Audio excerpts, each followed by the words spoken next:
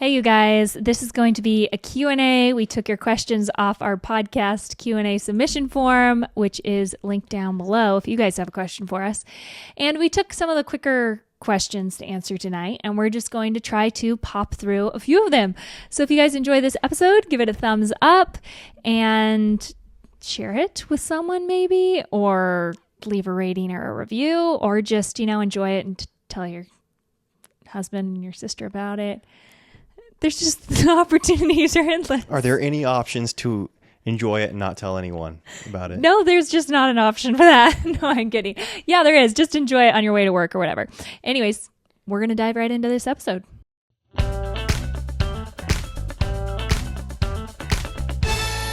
Now That We're a Family podcast. Well, Katie, you said the famous last words. We're going to quickly get through some of these questions. Quick. Yeah. That's like a taboo word. It doesn't make sense. But I do think we could pop through some of these quicker and get through more than we usually do. Sweet. Fire away. Let's do it. So this question says, I'm curious why you guys start school and work on Sunday afternoons. As we're recording this, it is Sunday evening. Is there a weekday taken off that is being made up for, or is there another reason? Oh, okay. Nice. Yeah. So we work and we do school 6 days a week. Yep. And we rest on Saturday. So from Friday night till Saturday night is when we don't do any school, any work. We are not seventh day. We're not Seventh Day Adventists. We don't. I think there's like a lot of Jewish, like practicing Jewish customs or anything. Yeah, I don't know how we landed on Friday night to Saturday night. I do. How was that? It was because our Sundays weren't restful. So we're a big believer in having the Lord's Day be set apart and special and worshiping with believers. But as a family of young children, that was not restful for us. And so we're like, how do we get the actual rest side of things in and totally detach and recharge for the week? Because when we were doing stuff through Saturday straight up until Sunday, and then we came home from church and we kind of like nap, get our act together somewhat, and then charge back into the week. And it just felt like this never ending cycle for us. And we're like, I think there's something really to the way the Jews do keep the Sabbath, which is that complete and total rest from household duties and just outside commitments. Mm-hmm. And we don't have that kind of rest in our Western culture, even on Sunday, where we go to church. Yeah, that was a conundrum for a long time, was wanting to use Sunday as a time to not only obviously worship with the saints and to assemble together with the brethren, but to also rest, rejuvenate, and really power up for a new week. And it just never happened. Either it was, we were like, okay, we're exhausted, we need to power up, let's skip church, which is never like a good option. Or you go to church and you come back and it's 2:00 in the afternoon and you're like, what? Tomorrow's Monday. Oh no. And so, every time, because a lot of our friends are like Lord's Day Sabbath keepers. And I'm genuinely curious how they make that restful. And like the combination of the two things. How do you do that? We would love to hear your strategies for that. Yeah, because anytime I hear that that's people's routine, I can't picture that being helpful and restful, So what was the question? What are we talking about? Yeah, so why do we start school and work on Sunday afternoons? I think we just think that the Lord knew what he was doing with the 6 days will you work and 1 day's rest and do each, like immerse in each thing. And we found that we would really kind of just do little smatterings of work here and there all weekend long, or, Yes. And so it just made more sense to be like, okay, these are our work days. And obviously we don't work or do school all Sunday morning, but around 3 p.m, we typically kick into maybe 2 or 3. Into our, okay, we're going to kind of start gearing up for Monday. And something that I've noticed with the kids with their schools, we just do a little bit of math on Sunday, that's it. But when we were only doing math 5 days a week, there would be a meltdown on Monday because the kids had just gotten out of the groove and all of a sudden everything was really hard. Math is compared to a language a lot of times. And so when you're just getting a little bit of touches, it doesn't matter if they're just doing 5 to 10 problems on Sunday. It's a really light load. It gets them into the groove and they never really get out of it.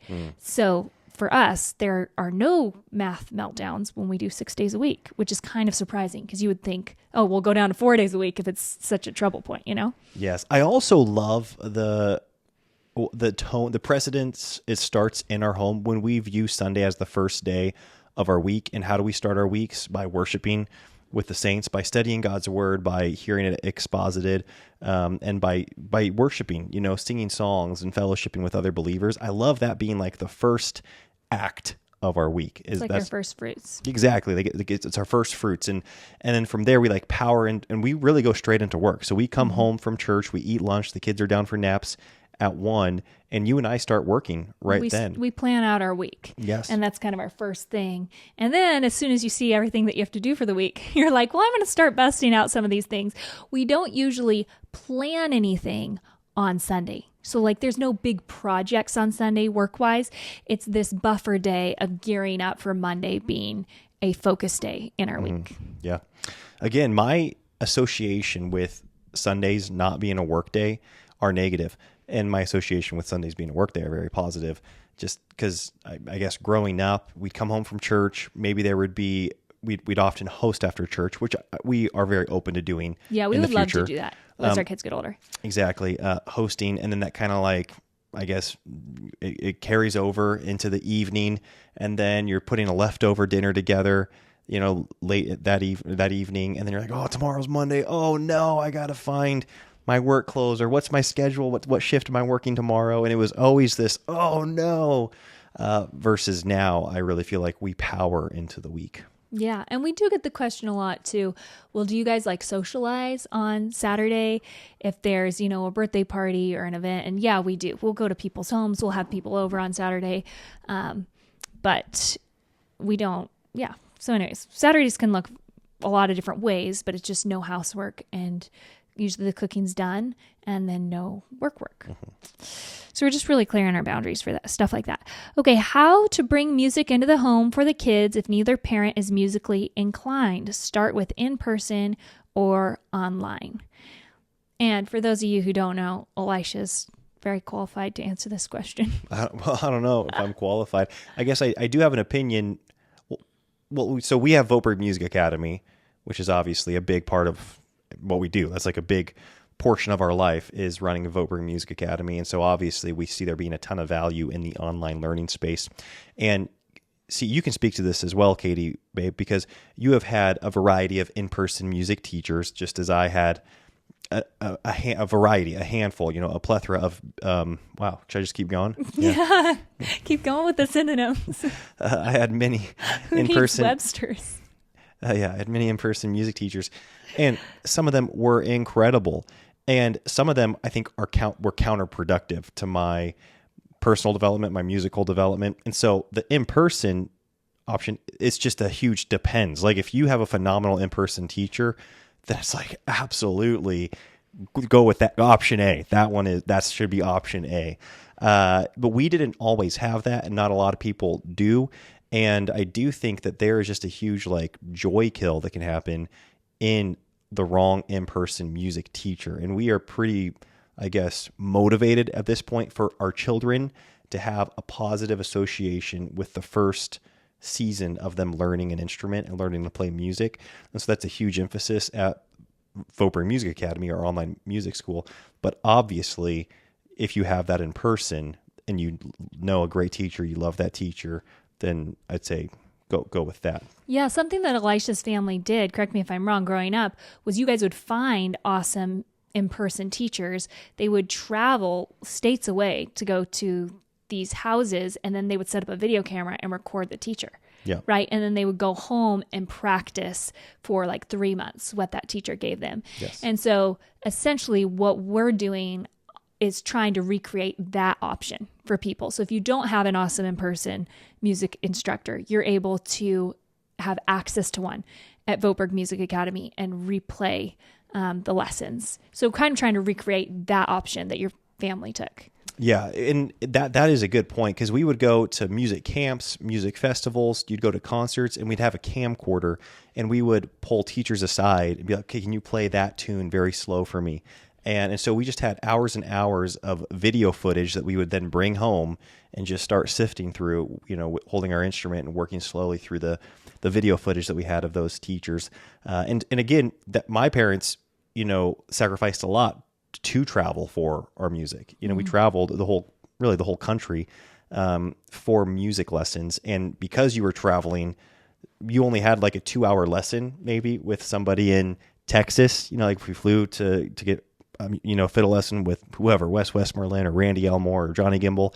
It's like, okay, you've got that 2-hour lesson, maybe have an hour of it be like they're actually working with you and giving you real-time coaching. But then the whole second hour is like just video them because you want to batch as much content as you can to go home and work on that. Yeah, I remember we didn't hit the musical heights I should say I didn't. Some of my siblings did, got really proficient at their instruments.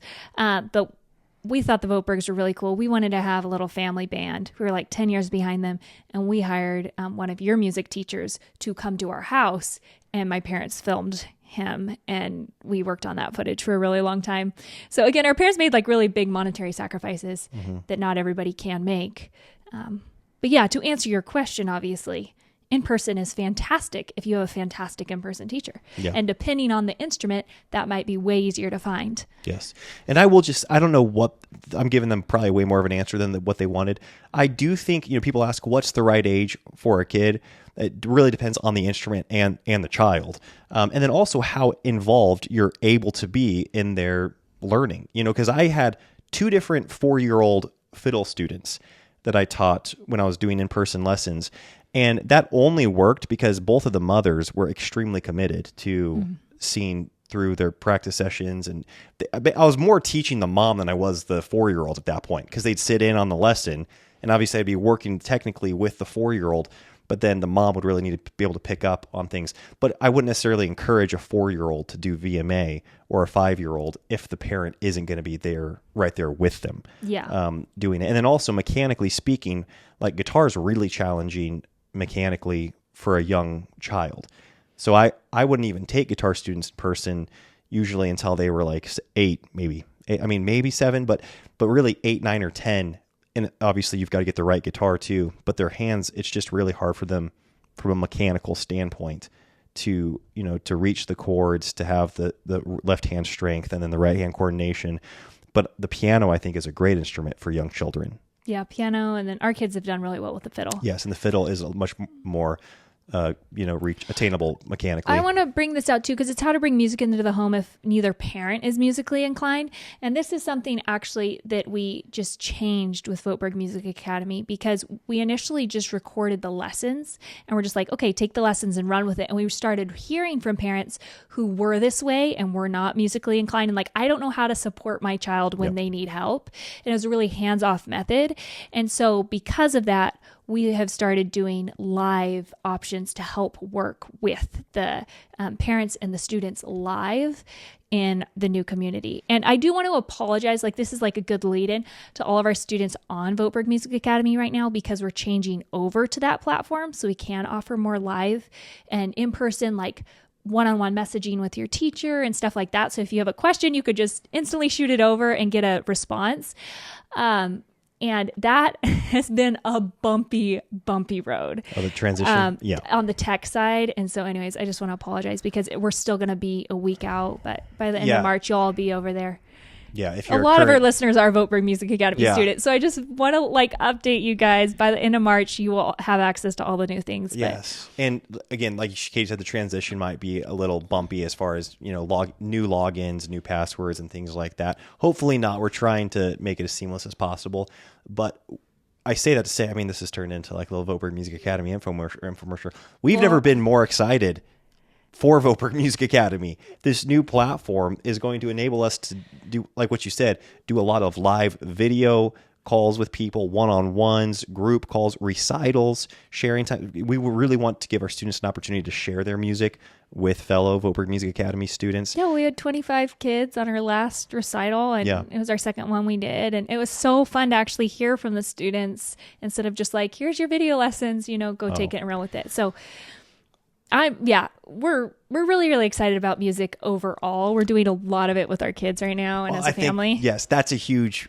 reason why there's this newfound energy is because all of our children now are learning instruments and they're going through the Vopra Music Academy videos. And then I'm seeing new things that I'm like, oh, you know what? I need to make a lesson just on that topic because I'm seeing how, Lucy's struggling, understand. We can see more where the hangups are. Yeah.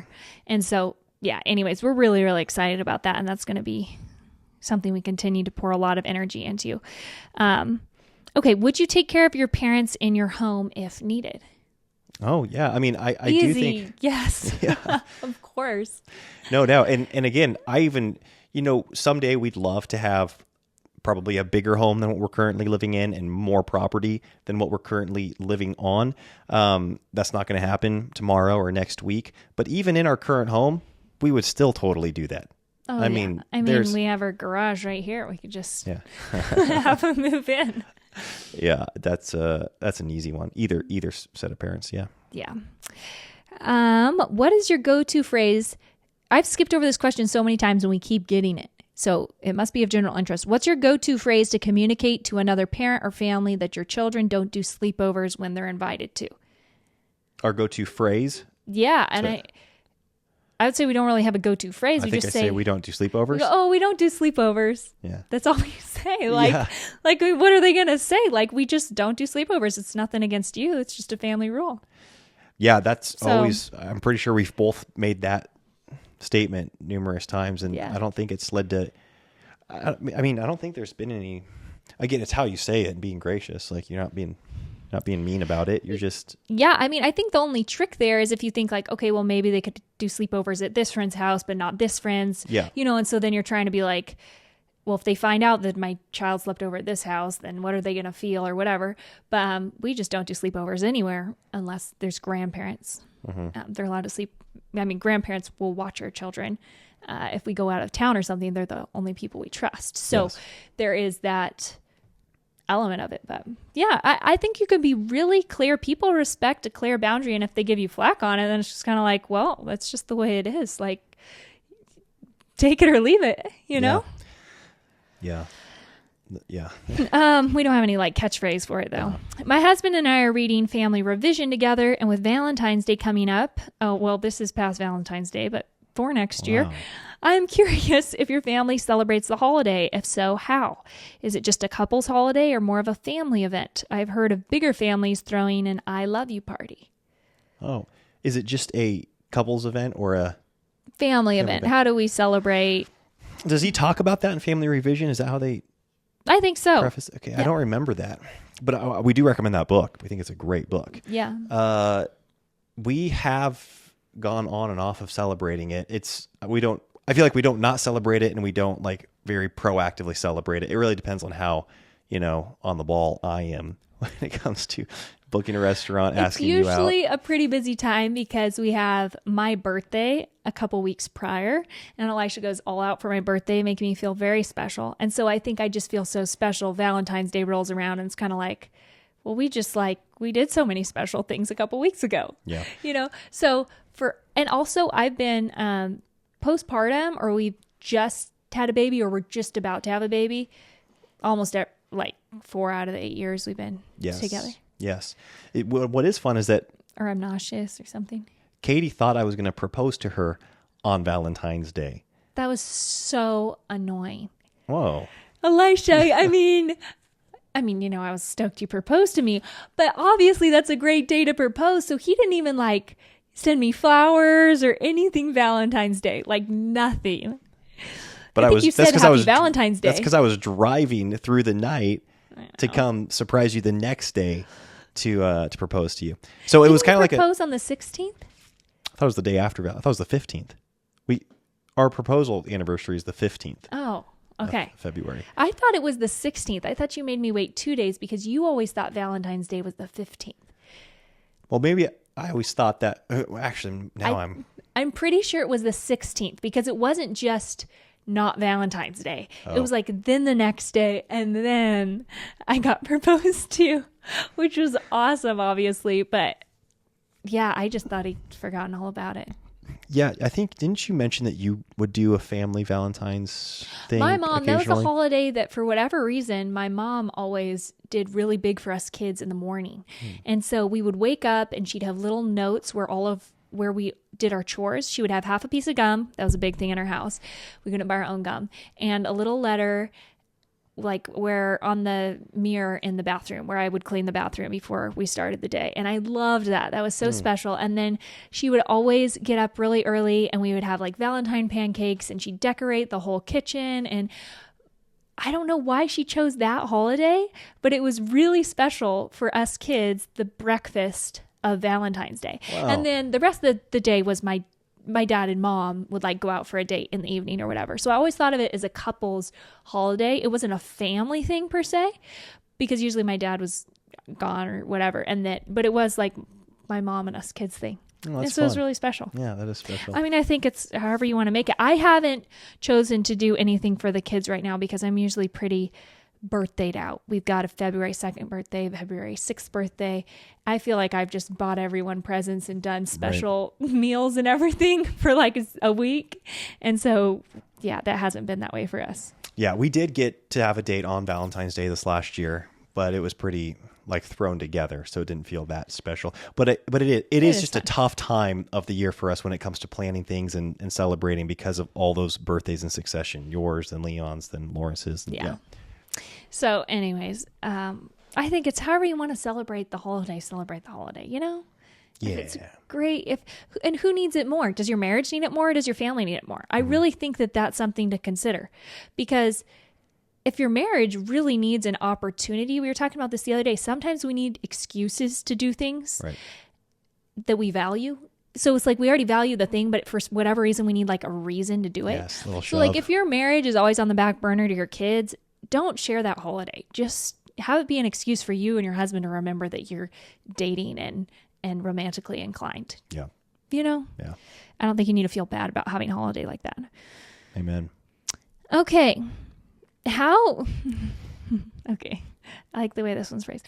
How to handle resentment and fights in marriage from one spouse not taking care of the house, cleaning up after okay, I'm going to start again. How to handle resentment and fights in the marriage from one spouse not taking care of the house, cleaning up after themselves, etc. Living with a slob, basically. It causes so much tension.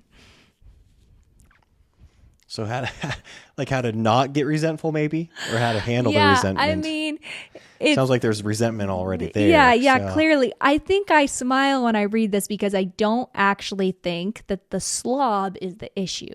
I think the bitter spouse who's writing this is where I would place the responsibility.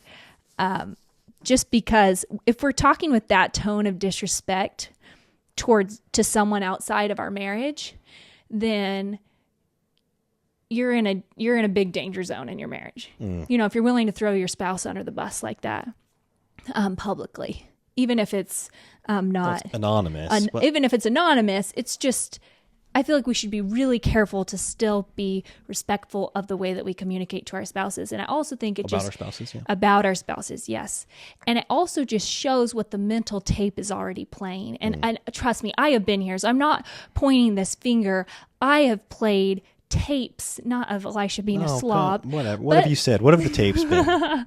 But these negative, not thinking the best of my spouse, not thinking he is my best interest to heart, just being like, he exists, you know, he's trying to make me just slave away. He's trying to make me blah, blah, blah. And it's like, that's not true.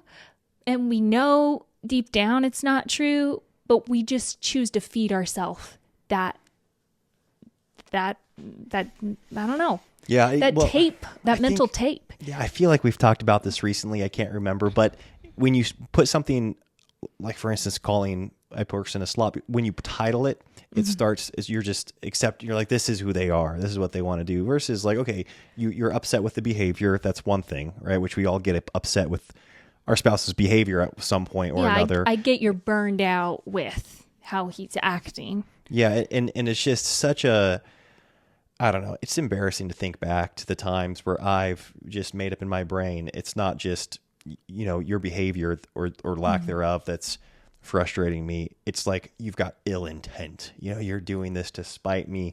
And how harmful that is to the unity of a marriage. And yeah, Katie, you said it, you play those tapes in your head, and that is dangerous and damaging to your marriage.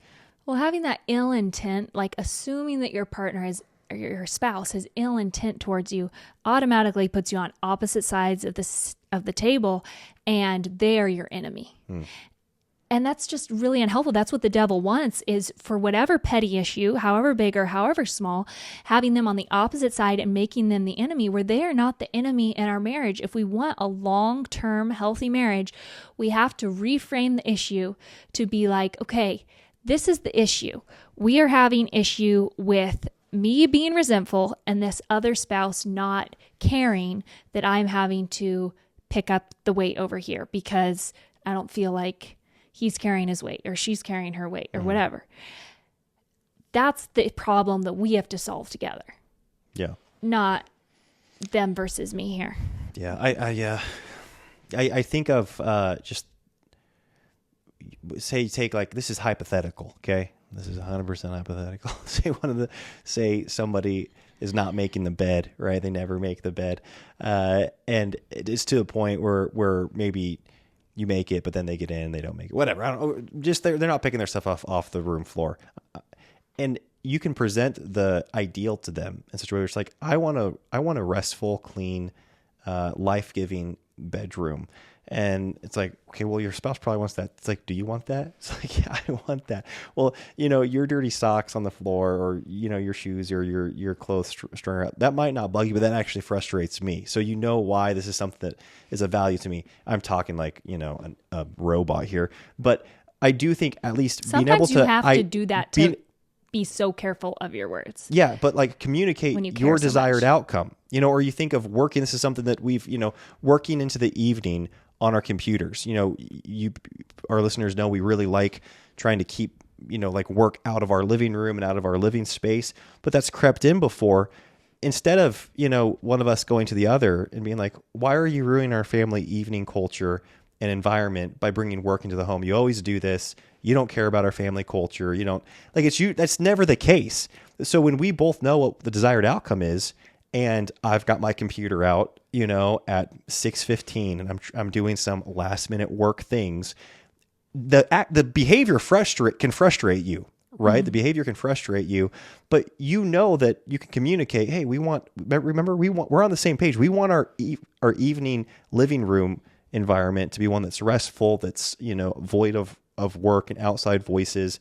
And each part of that, you can communicate that versus just kind of accusing me of not wanting to be helpful at all to the family environment and culture. I don't know. Yeah, we have to be really careful about when we really never want to be the accuser in our marriage. Really ever. I think that, okay, it's this resentment. I do think resentment is worth discussing. So if you have resentment, then address it. Bring it up. But it sounds like fights are happening because of it, and then that's just not going to go anywhere. It needs to be brought up in a very respectful way, and in having your spouse's best interest at heart, and you have to believe that they have your best interest at heart before you bring this up. I think if it comes down to they're not taking care of the home or cleaning up after themselves, I think there's a couple things for this. If this is a woman, which I believe it is, who has this struggle with her husband, bringing up, like Elisha said, just let him know where the resentment is stemming from, and being like, I don't want to be bitter towards you, but this is really causing a lot of bitterness in me. And then 2, just taking ownership of you are the one who has a whole ton of impact on the environment of your home and the atmosphere of your home, and just being a homemaker. And so take responsibility for that. And if you're going to pick up slack, I'm going to say this in air quotes, for the home, just take it on as your primary responsibility. I don't have the mindset that Elisha is just as responsible as me when it comes to our home. Now, Elisha's very clean and tidy, which is a big blessing. But if I need to, we don't have a 50-50 approach when it comes to taking care of our home. At least that's not our mindset. Now, Elisha does help out and stuff, but I do think these 50-50 mindsets can be really unhelpful. If you're both having to work outside the home and then you're both coming home, I do think a lot of these arguments are stemming from the fact that you're both trying to do everybody's roles and you're both failing at doing everybody's roles. And the world tells us that both you can work outside the home, split that 50-50, both you can take care of the kids 50-50, both you can take care of the home 50-50. And guess what? You can't do it very well. Most people can't, with the amount of communication that requires, the amount of fatigue that is wearing on everybody, the demands that are wearing on everybody. And so maybe you need to restructure your family so that your husband's bearing more the weight of that responsibility provision so that you can just focus on the home and picking up after him and the kids and all that. Another thing to consider too is what are the flows that your husband naturally has. Does he, chuck his socks on the ceiling fan, or does he dump them in the same spot in the bathroom every single time he changes? Because you could just put a little basket there and catch the clothes. So where's he putting his stuff? And then make it a spot where it's supposed to go. Where's he putting his electronics? Make something even easier for him to dump his electronics off. Those are some things that we've done in our home where we both have tendencies, and then we just make it, now that's the spot where all that stuff goes. Now we've got a laundry basket on our ceiling fan. It's great. Exactly. Well, my point with that is like, he probably isn't. He probably is repetitive in what he is consistently doing. Yeah. I mean, I love Most the of us problem-solving mindset, but you are right. If, again, the defined roles is just so helpful. It streamlines marriages in relationships, marriages, in particular, in such a helpful way, just as far as efficiency, communication, likability. Like, it's just when I am carrying the brunt of financial provision, of protection, leading our family for vision, for, what we're going to be doing with spiritually, it's like it's not that you check out in those areas. No. Like, you are able to then say, okay, then I'm going to lead out in the domestic arts, of our home, and really take ownership in those areas. And it's not that I check out in those areas either, but there is like that person initiating, taking the kind of like the responsibility for that sector of the home and of the family. And boy, is that just so much more efficient and helpful to the flow of the home. Yeah. So anyways, just maybe you're feeling burned out and frustrated in other areas, and that's or you're not feeling emotionally connected, or you're not feeling loved in general. And that can make something like your spouse forgetting to put his boots away all of a sudden a really huge deal, because you aren't feeling loved and it's coming out with this issue. Like, you're being a slob. You don't care about how our house looks. I have to be your slave here. And it's stemming from a way deeper rooted issue in your marriage. So I feel like, this whole thing, I really think there needs to be, you want to get on what my dad calls the delicious cycle in Marriage Maximizer. Because right now it sounds like you're in what's the other cycle? Vicious? The vicious cycle, where you're pointing the finger and no one's taking responsibility. And it's just really unhealthy. And you could ride that cycle for a long time. And in order to get it into a delicious cycle where you both are assuming the best about each other, and there's way more love than there is necessary to go around, and there's so much emotional bandwidth and all that, someone's going to have to take 100% responsibility to reverse that cycle. And it's not going to be fair. But you're going to do it because you care about your marriage and because you want to get it back on the right track. And one spouse has to be the one to reverse that cycle, and it's really hard to get the momentum going the right way. Yeah. But you can't wait for him to do it. Yeah. Again, going back to roles, the husband is the one that is the responsible party. Like, if you want to get who's going to be held responsible, it is the husband. But like you said, you want both spouses to have this 100% ownership mindset when it comes to their behavior and the activity that they are taking and pouring in to the marriage.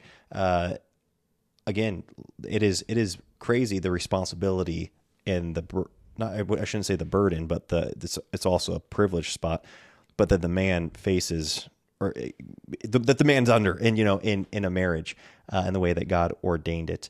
And then, like you said, two are then one. It's like that you are knit together with this head, and you want that 100% ownership mindset, or that 100% like taking responsibility mindset, even though it's clear that the man's going to be held accountable. Yeah. So obviously there can be a ton of variables here with this question, but take what applies and what doesn't, throw it out.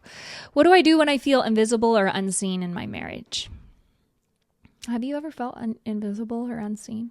No, I mean, I think, listen, we're in such I would call this a sweet time in our marriage. It's been a nice little run, wouldn't you say? Nice. I'd say since getting married to you, it's been a nice little run. Yeah. But yeah.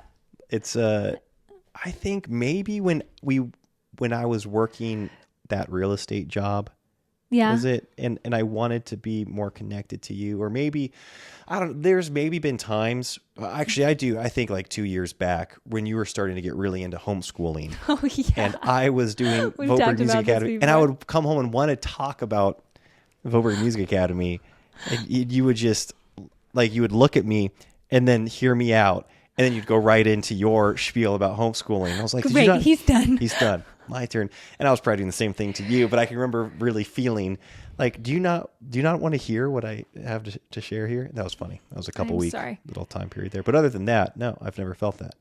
What about you? Have you felt that? No, I haven't. You can't. Well, No, I mean, I think there's something to that whole invisible, unseen thing where maybe you feel it for a moment. I think maybe there could be a day where you're just like, I just, your brain's somewhere else, or I don't feel like you're opening up to me, or whatever. There could be those moments, but I wouldn't define that as a defining factor of our marriage. I think if you're feeling invisible and unseen in your marriage, really the only thing that you can do is go to your spouse and tell them. Mm-hmm. And I would just encourage you to do that. Yeah. Yeah. I mean, again, the Q&As are really fun. It's a fun time, but it's so hard to know context with things like this. And it seems like, especially with things with marriage, even the other one with resentment, the Bible, all those letters, the epistles, they're two churches where it's assumed that we are in community with people. Like, that is the normal Christian life, that we are in a local community, that there are elders, that there are deacons, that there's a pastor, that we are under, there's brothers and sisters that are walking through life. And that's that's the context we're given in the scriptures. And yet we do everything that we can, it seems like, to isolate ourselves here in the West, at least. That's really all it's the only place I've experienced life. And so we've gotten really comfortable sharing our troubles in an online format, or even just writing about them in general, but then not doing the basic prescribed means of growth or of help when it comes to marriage. That, like, the church, pastors, elders, deacons, that is, our fellow brothers and sisters in community.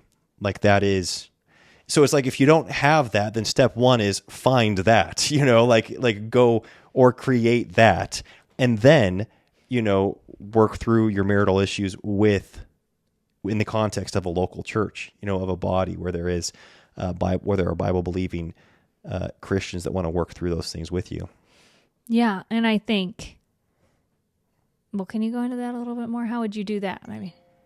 Yeah, I mean, I do think that there are so many church well, first, the churches in your town just from driving by them. Like, how many have you been to? And, like, you can get online and read their statements of faith. And again, we've only lived, I guess, in 4 different places, and we've traveled a lot. And every time we've found churches that we just are so grateful for, that we can just, like, stand by, be like, man, we're so grateful that we found that church. And I think those churches are around the whole country. And is it work to then get involved in it? Yeah, it's all work. Like, it's always going to be easier to, be online and, like, to just listen to a sermon online and not show up at church. Mm-hmm.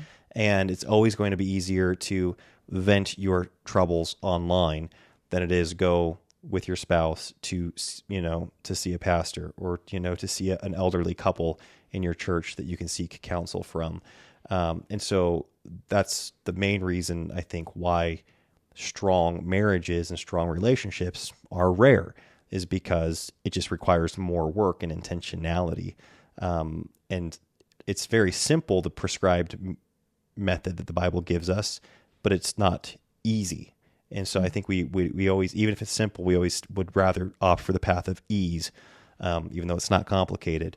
And so I just think that, finding that in-person support to your marriage, to be able to give someone more context around your specific situation. And they're going to be able to see through more, okay, who's more in the wrong here, what's going on, who's manipulating who, because it's really hard when you're hearing from someone, they always feel like they're the underdog party, right? But sometimes it's totally flipped the other way around, and most often both spouses are at fault. In a marriage where there's not abuse going on, consistently both spouses are at fault to some extent. Either someone's not communicating appropriately, or someone is withholding information from the other spouse, and so the other spouse doesn't even know how to respond. And I think that happens a lot in marriage, and so you just aren't even addressing the actual root of issues because you're stuck on these surface hot buttons. You can't get any deeper to the heart issue and the emotional connection. You know what's always bizarre to me is like, I'll get on my computer and maybe you were on it last, and so it's logged into your email. So when I pull up YouTube, it's your email account, and I'll see your recommended videos versus my recommended videos. And I know that we mentioned a couple weeks ago that we recommended the same videos a lot of times, but just do that with your spouse, and you get to see a little insight into how the voices are so different, can be so different, that you can be living two entirely different lives under the same roof because of technology is what I'm getting at. Yeah. It's like, you can sleep in the same bed, you can eat dinner at the same table, but you are being indoctrinated by different voices. And I think it's becoming more and more challenging for Christian couples to be on the same page with what they're allowing into their head.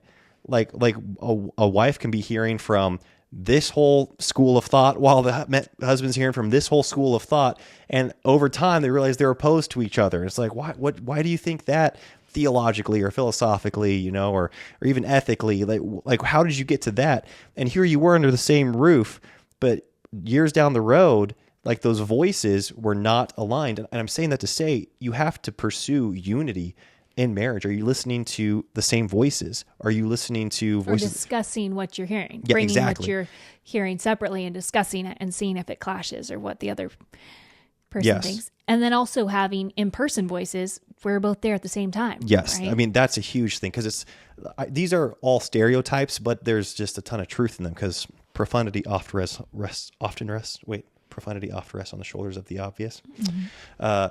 But yeah, like, all the girls get together at the coffee shop, and Katie loves it when I come home from working at a coffee shop, and I'm like, oh my word, there's this women's Bible study next to me. An eavesdropper. But you hear all these women, bash their husbands and talk about how annoying their kids are, and not one woman in the group's ever saying like, hey, you shouldn't talk about your husband like that, or that's disrespectful to the institution of marriage that God has put in place and called holy and good, or children are. Nobody's ever doing that. They're all validating the other person. Well, yeah, you're right, he is lazy, or you're right, you're bearing the brunt of this, and kids are hard, and here they are, it's like 11 a.m. on a Wednesday, and they're in a coffee shop all hanging out together. Elisha, It's like, wow. I think Elisha has some resentment he has to work through. I don't have any resentment. I don't. I'm just teasing. The point You're that I'm coming out making hard. is that we all have our echo chambers, and Yes, we you're have no trouble finding validating voices to whatever we're feeling. Like, you can have the most bizarre perspective towards your spouse right now, and you can go find validation for it. So just because somebody, your friend, your aunt, somebody online says you're right, that doesn't mean you're right. You need that third party, a more objective perspective.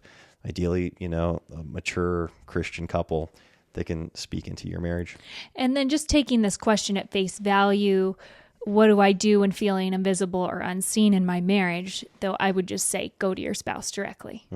And if they don't hear you out, or just think that's ridiculous, then bring someone else to help approach your spouse, or be like, okay, well, this is a big enough issue. Can we bring this to someone that you and I both respect?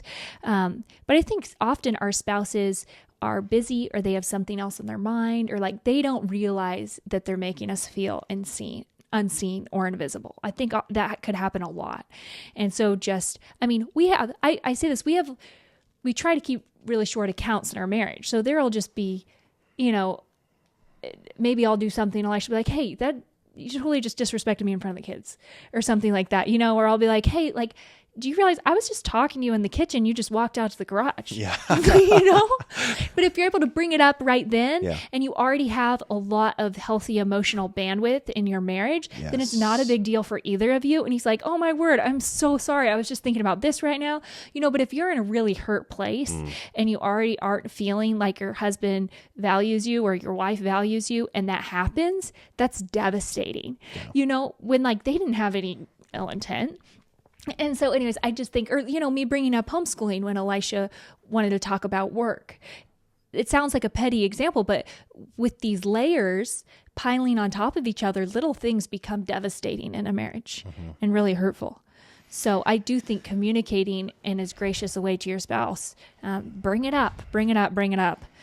Don't just sit there and keep feeling that way. Yeah, like when you have a health crisis, you address it like it's a crisis.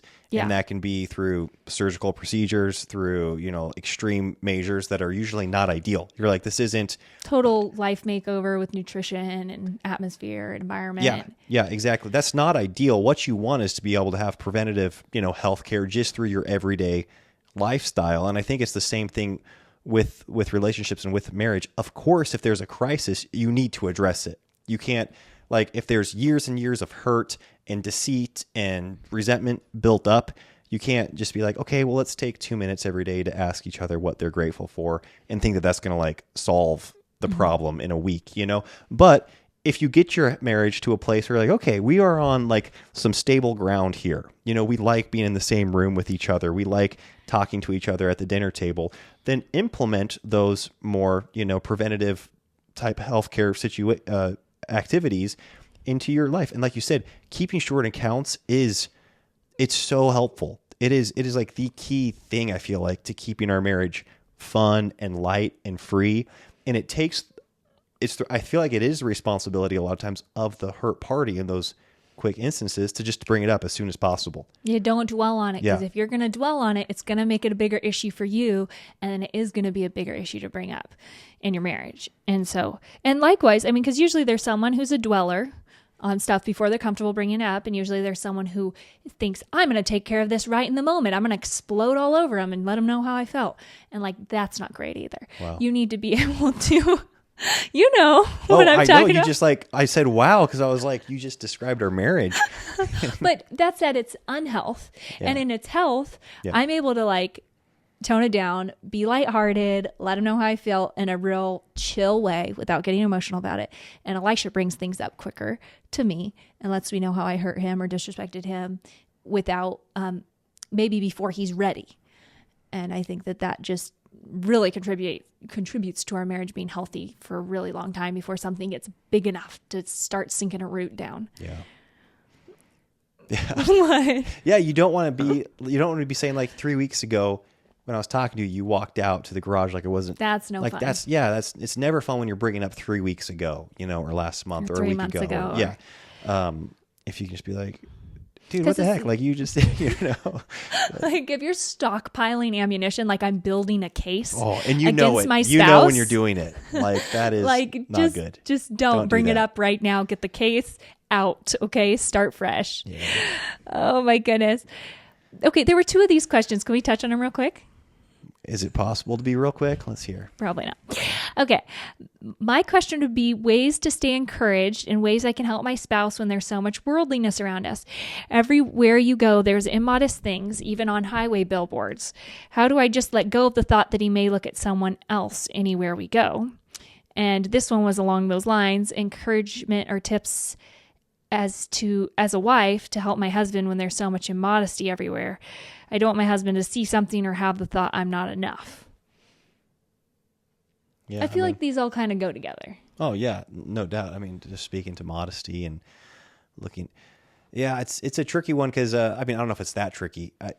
Like one, you can't control what your husband looks at, so like don't put the pressure on yourself. Yeah, exactly. It's like, okay, we can't go here. We need all of our computers have to have these filters, or you know, we can't go into these environments. Like that's not saying like that wouldn't be a healthy thing to do in your house, though. We aren't like scoffing at, oh, you could have filters on your computers or whatever. Taking wise steps of, prudent steps. The wise man foresees evil and hides himself. And so there are very practical things that you can do, and filters can be that for sure. Yeah.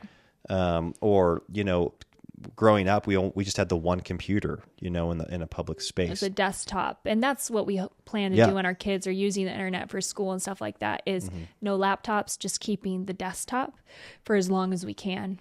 Yeah. And that's pertaining to children.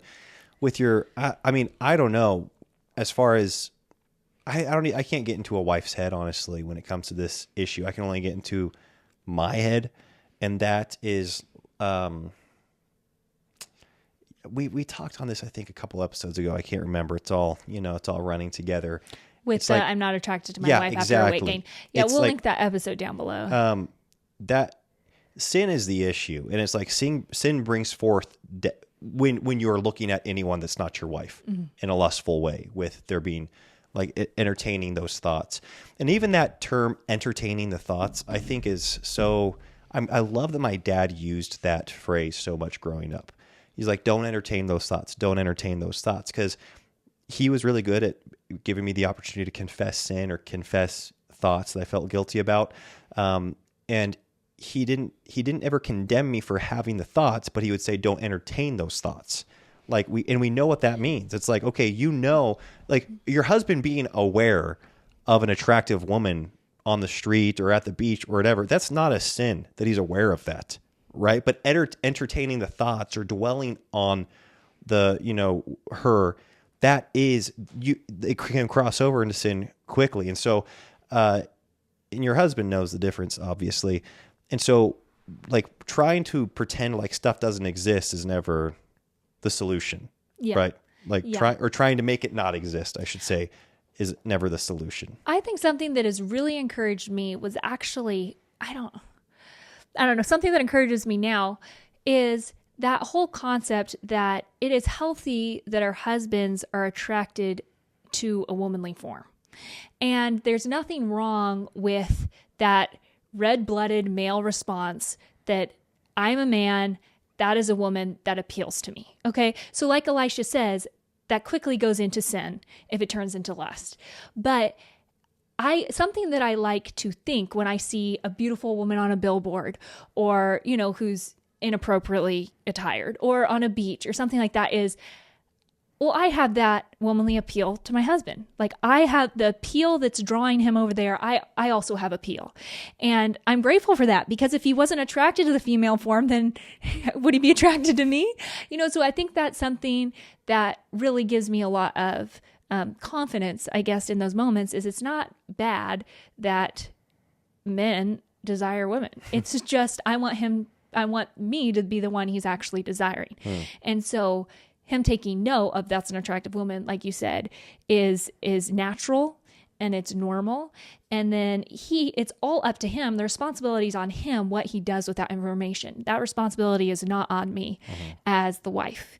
And so really, we don't have to worry about that as women. We can take what our husbands communicate to us. We can ask our husbands about their thought lives. I think we need to be bold and just asking them how they're doing in that area, and being prepared to deal with the negative, hearing an answer that maybe we don't want to hear, knowing that our husbands love us and have to walk that walk before Christ. So anyways, I really don't worry about it. It has nothing to do with you. Just live your life, enjoy your husband, and know that he's going to acknowledge that there's beautiful women out there, and just the only thing that he gets from you that he can't get from a woman anywhere else under the covenant of marriage, in purity, and that is physical relationship with you. So I would just make that union something that's very enjoyable for the both of you, and just really be able to embrace it. And I will say, when we are frightened and insecure and freaked out about all the pretty girls in the world, that does not make physical intimacy enjoyable for us or for our spouses. So just try to be carefree in that regard, and just enjoy your marriage. Yeah, the more you can, when you believe, okay, this is what the Lord has blessed us with, each other for forever. This is the covenant. Let's maximize that. Like, how do we make that as enjoyable as possible. And I do think when both spouses have that mindset, it's not, we've all heard this said in a number of ways, but instead of focusing on what you're trying to refrain from, like focus on what you're going towards. And, you can say, oh, well, focus on going towards the Lord. But it's like, well, no, just yes, do focus on going towards the Lord. But in the context of sexual temptation or just sex in general in marriage, just focus on like what you get, like, and maximize that. I think, it can be really, again. And I think too, often we can compare like, oh, well, how could, because I get these messages, these emails from women who are insecure. And I get that. I've been there. I go through that of, well, how's my husband going to be attracted to me? He's seen X, Y, and Z model, and I don't look like that. Instead of being like, well, guess what? He doesn't get to get in bed with her. So he gets to get in bed with you. Like, what an enjoyable blessing for both of you. And I'm saying, not that these wives are not saying my husband's entertaining thoughts of this. It's just there's more attractive women out there that exist. How would he want me? Mm-hmm. And I just think, hey, just let your husband love you. He chose you. You chose each other. And you get to enjoy something that you don't get to enjoy with anybody else. Yeah, I would hope to. I should probably stop saying this because I'm sure we've said a bunch of these things numerous times on this podcast. But the more you lean into God's design, the more like joy-filled it is, the more pleasure there is to be had, and the more fulfillment there is. And I would just hope that as we continue growing in age and in our marriage, that we're growing in our faith. And if we're doing that, then the virtues that the Lord has for us, it's, an episode that we just that interview with Autumn, what's her last name? Kern. What was it? Happiness is the pursuit of virtue.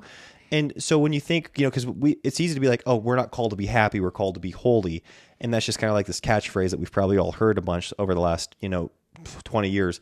And it's like, well, getting back to the root of it, like, no, happiness is actually a good thing when in its original meaning, to pursue these virtues that God has put in place. And when you think of that pursuing happiness in your marriage, in the context of the covenant, in the context of who you have for you, who the Lord has for you in a spouse, yes, pursue happiness in that. And true happiness isn't outside of that either. Exactly. That's a lie. That's a myth. It brings deaths, sin outside of your marriage. So I think we've sold ourselves short where we say, well, marriage is for holiness and everything out there is for happiness. And it's like, no, that is not how it is. Yes. Or marriage is boring. Everything out there is fun. Or marriage is, it's dull and repetitive and redundant. Everything out there is exciting and interesting and new. Novel. Yeah. And that's not the case. And that's what's bizarre is that whatever those voices are, and again, maybe it's not a voice, maybe like you said, it's a billboard or they're advertisements on your phone or on your computer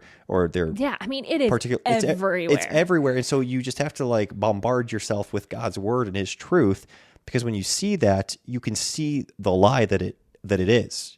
Like you're like, that's not what people think that brings is not what it brings. And you can know that in your head, but you can also actually experience that in bed. No, I'm joking.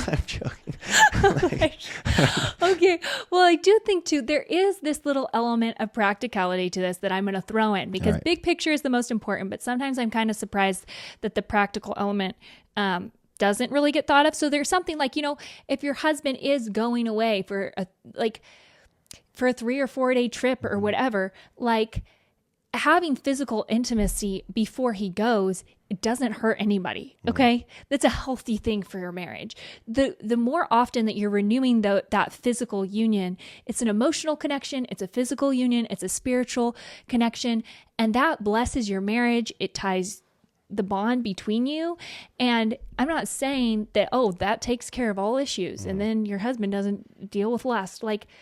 Or that if you don't do that, then he's got some weird license to like dwell on sin or to, That is so off, okay? Because the Lord has grace for all kinds of situations. If I don't see Elisha for 2 years, I'm going to trust that he's going to be faithful to me, okay, until he comes back. Not, okay, well, I guess stuff's just going to happen because I'm not there to take care of things. What would ever pull us apart for 2 years. That sounds... That sounds terrible. But I'm just saying spouses go through things. Maybe it's even an illness or a sickness or a pregnancy complication or something where you aren't able to have those levels of physical intimacy that you would like. And God gives grace for those things. And I'm not saying it's difficult for both spouses, okay?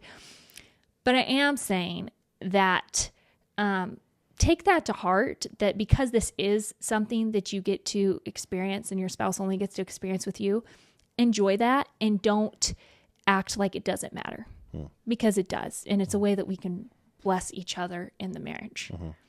Yeah. It's so interesting, even reading the Bible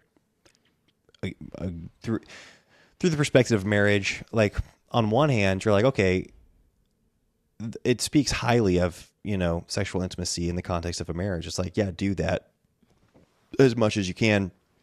But then all at the same time, it doesn't idolize it. And I think that's why you do have to go to God's word for the perfect balance on everything.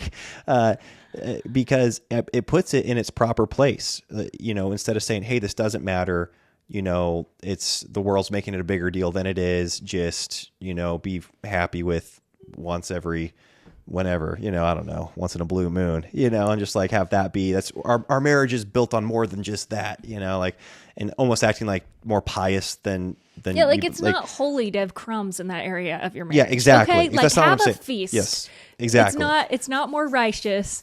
But then also abstain. seeing the lie of, anything outside of marriage is total destruction, is death. And so, again, just what God's... do you mean anything outside of marriage? Is sex. Any sex outside of marriage brings death and destruction and not fulfillment. And so the point I was trying to make, like, I think the Bible, just with so many topics, money, relationships, sex, it speaks about it, like in the context that I feel like God actually has it, where it's like, oh, is this important? Very important in the context of marriage. Yeah, like, are we to idolize this and say that it's like the way that culture does? And it's like, well, no, not that either, so anyways. Yeah. Okay. On that note, read the Bible. Yeah. Can't steer you wrong if we encourage you to read the Bible. All right. We hope you guys enjoyed this episode. If you did, cool. Talk to you soon. Bye-bye. Bye.